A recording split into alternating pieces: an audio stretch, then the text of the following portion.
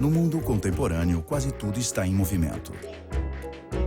Nos deslocamos da casa ao trabalho, da cidade ao campo, de um lugar ao outro atrás de compromissos e encontros. Se pensarmos o que torna tudo isso possível, perceberemos que vivemos em uma sociedade movida a petróleo. Mas para chegar até as nossas vidas, o petróleo precisa circular pelo mundo. Qualquer crise de abastecimento afetaria nosso cotidiano de forma brutal. O petróleo, assim como nós, não pode parar. O petróleo talvez seja o produto que mais viaje até chegar ao consumidor final. No caso do Brasil, importamos e exportamos petróleo de várias partes do mundo. Ao sair dos poços, passar pelas refinarias e chegar até nós, o petróleo percorre um longo trajeto.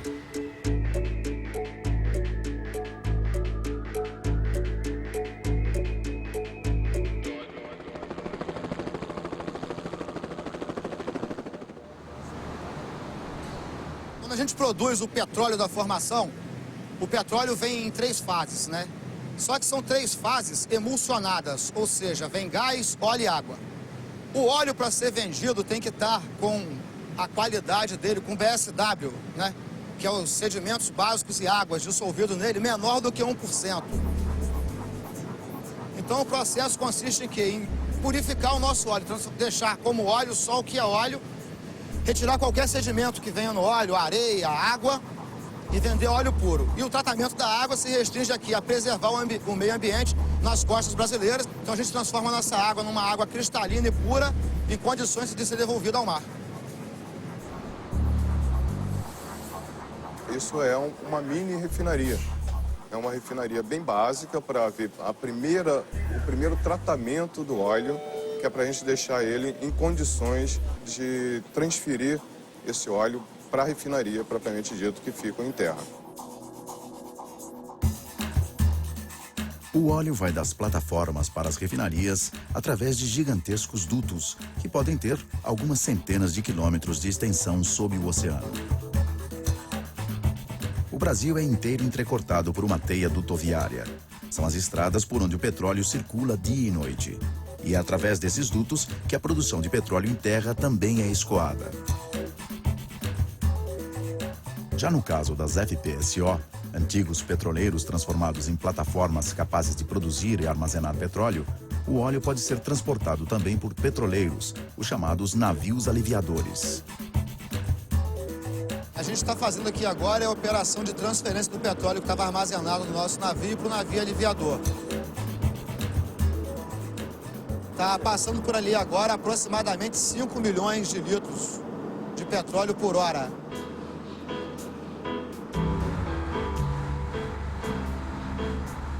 O NT Cartola é um navio petroleiro aliviador. É um navio que faz o transporte de óleo cru da Bacia de Campos para os terminais, onde é feita a distribuição para o refino.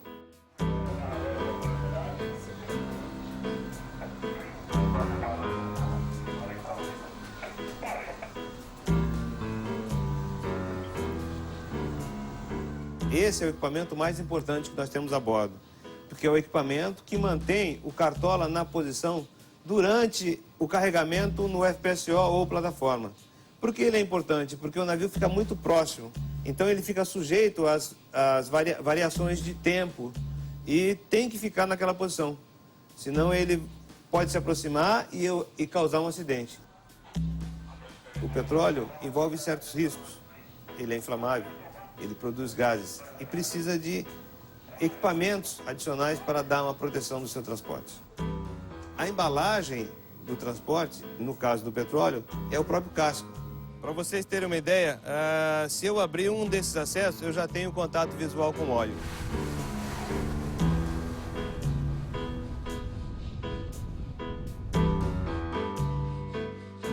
O navio ele tem vida própria, ele gera a sua energia, ele tem rede de esgoto, ele tem alimentação, e tudo isso é produzido aqui dentro. E ele trabalha 24 horas, o navio não para. Então a função primordial do comandante é administrar tudo isso aí. Estes grandes navios, os petroleiros, são responsáveis pelo transporte de quase a totalidade do petróleo produzido no mundo. É a bordo dessas cidades flutuantes que o petróleo circula pelo planeta. Não é difícil imaginar que a construção de um petroleiro envolva dimensões assustadoras.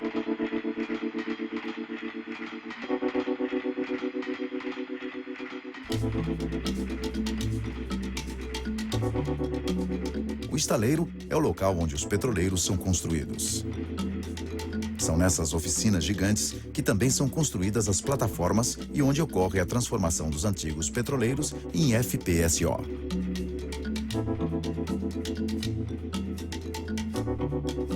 Hoje no estaleiro a gente está com a encomenda principal, que é o navio, um VLCC, que está sendo transformado em FPSO.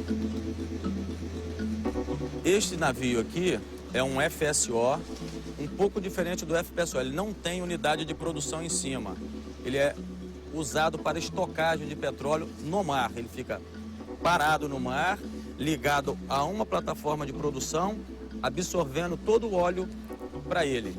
E vem um outro navio aliviador que liga nele para tirar o óleo.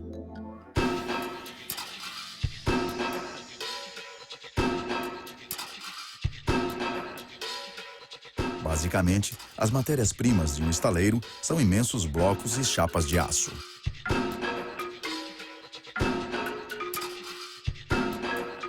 Esses blocos, fazendo uma comparação ao jogo de Lego, a gente poderia compará-lo com peças de Lego. Você compõe esse bloco, que seria uma peça do Lego, e o somatório desses blocos, você compõe um navio.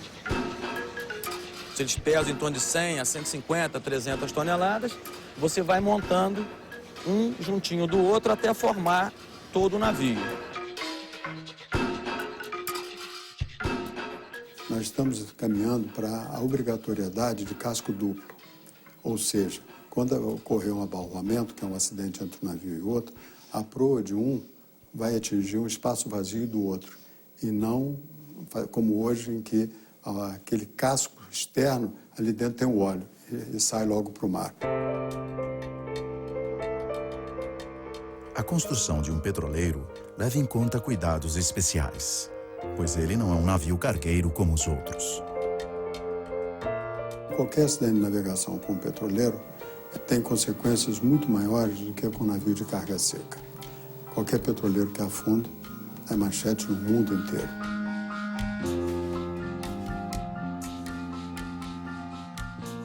O petróleo é um produto perigoso no manuseio, ele é agressivo ao meio ambiente, é um produto caríssimo. Então, perder petróleo tem um impacto ambiental e tem um impacto econômico também. Um acidente com um petroleiro pode se transformar em um desastre ecológico. E é por isso que várias equipes são treinadas para evitar e combater essas tragédias.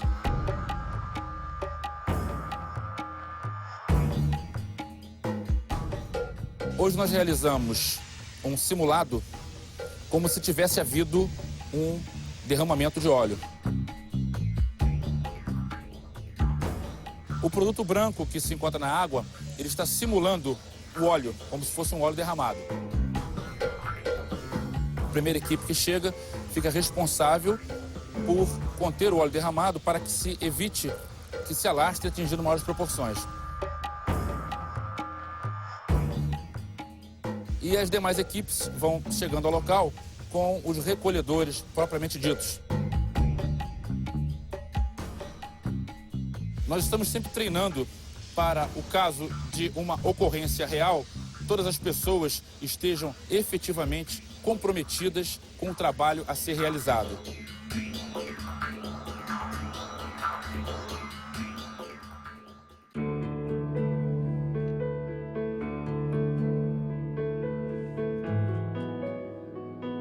O petróleo ainda está longe de terminar a sua viagem.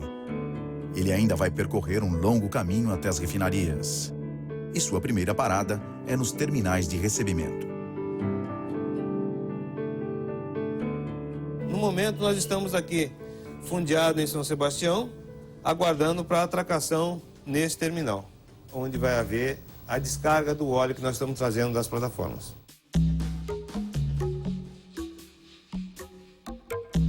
Esse aqui é um terminal de movimentação de petróleo e derivados. Esse navio ele está descarregando petróleo tipo Marlim, que é da Bacia de Campos. Aquele braço, que a gente chama de braço de carregamento, que é uma tubulação que se acopla ao navio por onde é descarregado o petróleo. E o petróleo, muita gente pensa que o petróleo é puxado do navio pelo terminal, quando na verdade o navio tem suas próprias bombas, por onde ele bombeia o petróleo e aí ele vai até o nosso tanque por essa tubulação cinza, ele vai até o tanque em terra, onde o petróleo fica aguardando uma programação e de lá de terra, aí sim o terminal bombeia esse petróleo para as refinarias através dos oleodutos. Mais uma vez, o petróleo segue o seu percurso pelos dutos. Este vai e vem é controlado pelas centrais de controle, para que o abastecimento das refinarias não pare. A refinaria ela tem um estoque que ela trabalha com alguns dias, né, de estoque. Mas uma parada brusca aqui, o negócio ficaria meio complicado.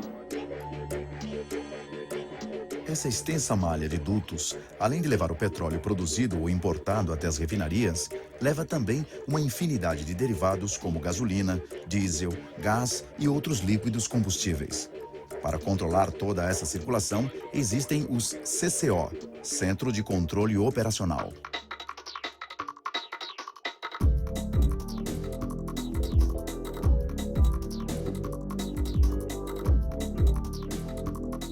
Eu estou parando um duto, o Osrio, né, que ele liga 12 refinarias, a Revap e a Reduc. A gente está operando malhas de dutos num centro de controle que fica no Rio de Janeiro e a gente controla dutos hoje que vai até Brasília, né?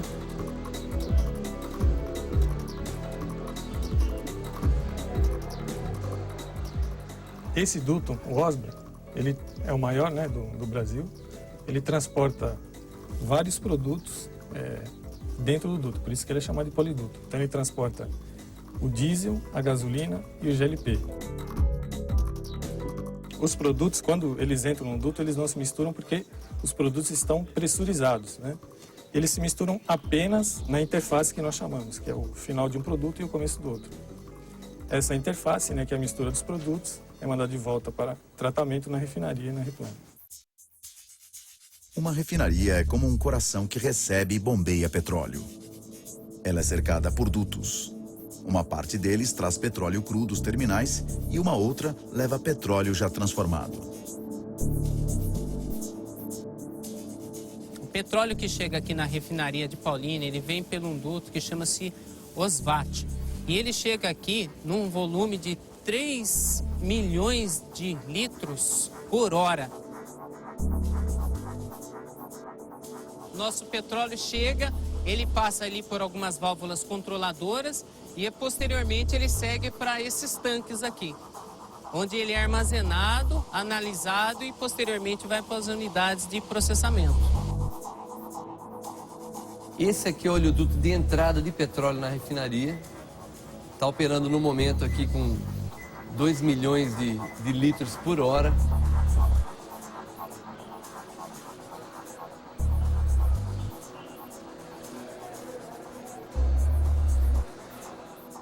É impensável a gente imaginar isso aí chegar por caminhões, porque a nossa vazão aqui de recebimento é uma vazão meio grande aí, de pensar esse recebimento de caminhões.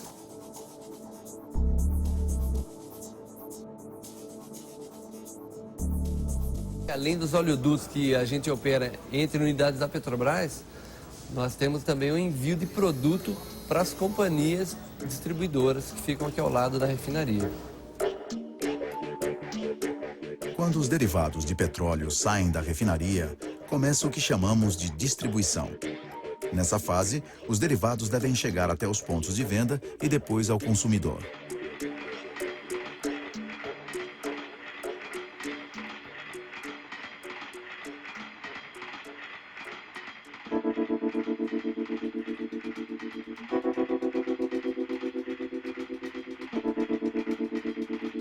A casca tem espaço para recuar 8?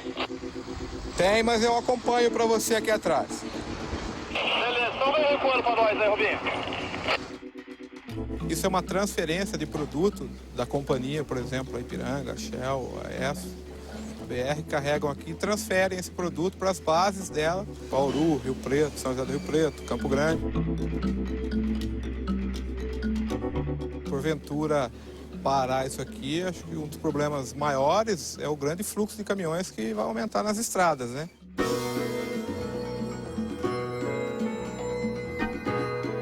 Os caminhões são o meio mais comum e conhecido de distribuição de derivados.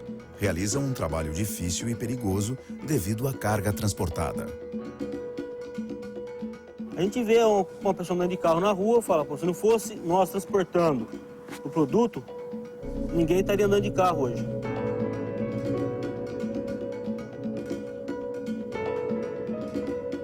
Por esse caminho, os combustíveis chegam até os pontos de venda e os consumidores. Existe um outro combustível que percorre um caminho diferente: o gás natural. O gás é um produto que não é armazenável, né? Não é viável que se armazene ele por aqui. Então ele deve ser escoado ao continente para consumo imediato. Então a gente pega o nosso gás produzido, o gás da formação, separado do óleo, comprime. Parte desse gás eu consumo na unidade para alimentar as minhas turbomáquinas. Uma parte desse gás, por questão de segurança operacional, mantém o nosso flare aceso, mas o grande volume de gás é escoado para o continente. O gás natural chega até o consumidor sempre através de dutos. Por ser gasoso, o seu trajeto segue sem paradas até o fim.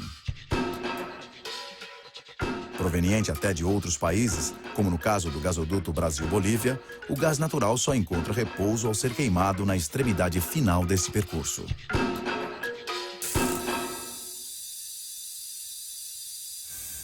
O gás ele é proveniente aqui da Comgás de 3 fontes de abastecimento, né? Ele pode vir da Bolívia, pode vir da Bacia de Campos, no Rio de Janeiro, e pode vir também da Bacia de Santos. Então são 3 fontes de suprimento. Ele vem com uma pressão altíssima, né? Então essa pressão, quando você vai fazer a distribuição dentro da cidade, você tem que reduzir essa pressão. Então o gás está sempre em movimento, ou seja, ele sai lá dos campos de gás e vem até o consumidor sempre em movimento. Então esse ruído é característico de uma estação dessa. Uma das pontas finais desse percurso são os postos de abastecimento. É aqui que um dos usos mais promissores do gás natural encontra lugar. O uso muito mais barato.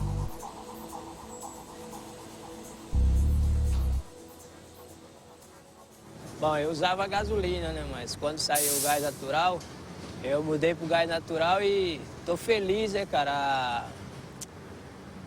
A economia é muito boa, né? Porque na gasolina eu gastava, tipo, 2 vezes mais do que eu gasto hoje no gás natural. São nos postos de abastecimento que os percursos do gás natural e dos derivados de petróleo se encontram.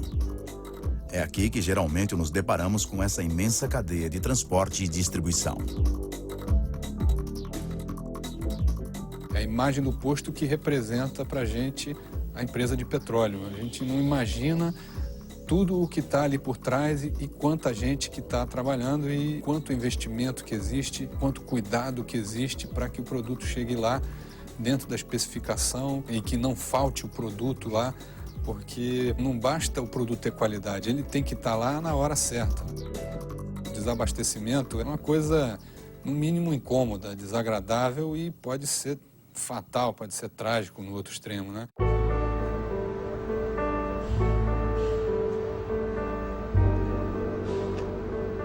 Nós temos uma frota de mais de 15 milhões de automóveis, mais de 5 milhões de caminhões, ônibus, tratores. Todos esses veículos usam derivados do petróleo, seja diesel, seja gasolina. Isso dá um total de mais de 60 bilhões de litros ano, que são distribuídos numa rede muito extensa de bases de distribuição, postos de gasolina. Para você ter uma ideia, nós temos no Brasil 28 mil postos de gasolina e mais de 70 mil pontos de venda de GLP. Os combustíveis chegam nos mais diferentes lugares por todo o Brasil. Os helicópteros e os aviões, por exemplo, não podem ir até um posto para se abastecer. Nesse caso, é o combustível que chega até eles.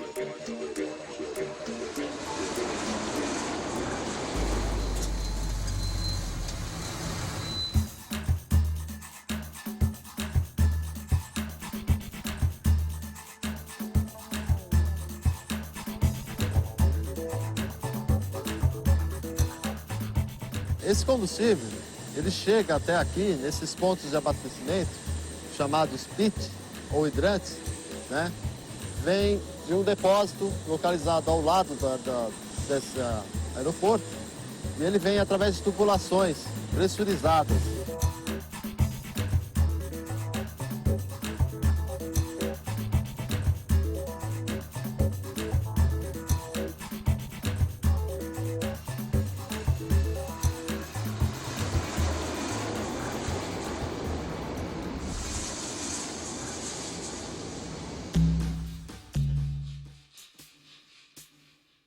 Por causa da extensão territorial do Brasil, os combustíveis devem chegar em lugares que nem os dutos, os trens e os caminhões conseguem alcançar, como as comunidades ribeirinhas da Amazônia.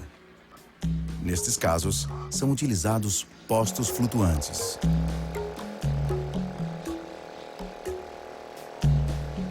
A gente precisa muito dos postos de combustível aqui para a gente poder viajar daqui para Venezuela, para o Rio Alpes, Rio Chié.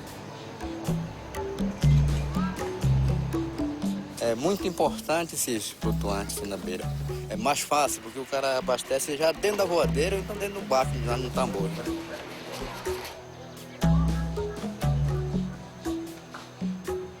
Levar combustível é uma coisa vital, né? É permitir as pessoas se locomover, é permitir que carga seja transportada, é permitir que bens sejam produzidos, sejam transformados na indústria. Então, de fato, de nada serve nós localizarmos petróleo, comprarmos petróleo, refinarmos petróleo, se não tivermos todo esse segmento de distribuição que permite que o produto chegue, enfim, a quem necessita, funcionando.